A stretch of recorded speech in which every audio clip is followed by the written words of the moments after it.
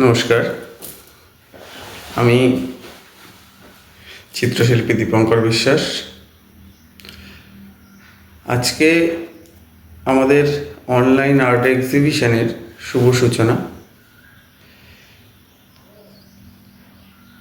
আমার এই উদ্যোগটাকে প্রচুর মানুষ, প্রচুর শিল্পী তারা বিভিন্ন রকম চোখে দেখেছে এবং তারা আমাকে বহুবার বলল যে দীপঙ্কর, করো, এগিয়ে যাও, তোমার চিন্তা ভাবনা আলাদা। সেখান থেকেই এই যে রবীন্দ্র জয়ন্তী উপলক্ষে আমরা যে কম্পিটিশানটা করেছিলাম, এই কম্পিটিশানটায় মূলত ছিল লাইকের উপরে ডিপেন্ড করে একটা কম্পিটিশান, যে কার কত বেশি লাইক হতে পারে। সেখান থেকে আমরা নির্বাচিত করেছি 22 জন শিল্পীকে, যারা ক্ষুদে শিল্পী। এদেরকে নিয়েই আজকের এক্সিবিশন, তারই শুভ সূচনা। এই শুভ সূচনা করছে বিশিষ্ট চিত্রশিল্পী সুজয় সাধুকা মহাশয়, তার কিছু মূল্যবান বক্তব্যের মাধ্যমে। আর আপনারা শুনুন তার কিছু বক্তব্য এবং আমাদের দিব্যাঙ্গনা আর্ট স্কুলের ছাত্রছাত্রীদেরকে সাহায্য করুন এগিয়ে যেতে। যেভাবে এতগুলো বছর আপনারা পাশে আছেন, এইভাবেই পাশে থাকুন, তাহলে আমাদের দিব্যাঙ্গনা আরও এগিয়ে যাবে।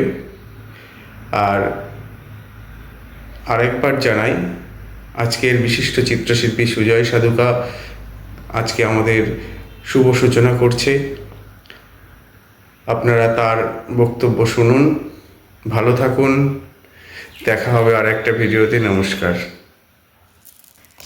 নমস্কার, আমি চিত্রশিল্পী সুজয় সাধুকা।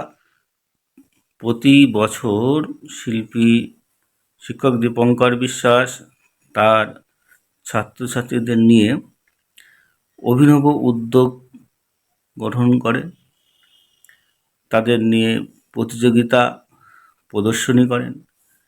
এবছর রবীন্দ্র জয়ন্তী উপলক্ষে রবীন্দ্র প্রতিকৃতি নিয়ে অনলাইন প্রদর্শনী করেন।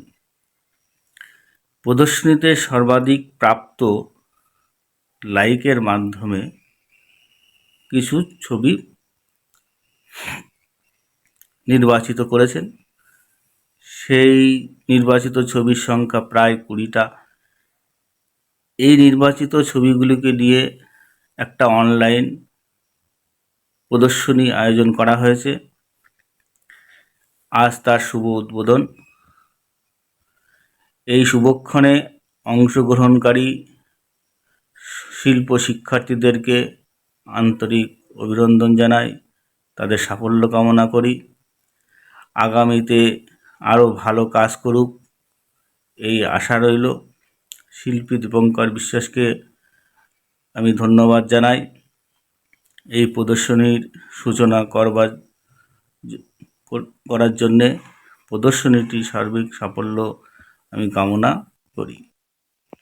আপনারা এই চিত্র প্রদর্শনী দেখতে থাকুন, অবশ্যই ভালো লাগবে। সকলকে আমার নমস্কার জানাই, ধন্যবাদ জানাই।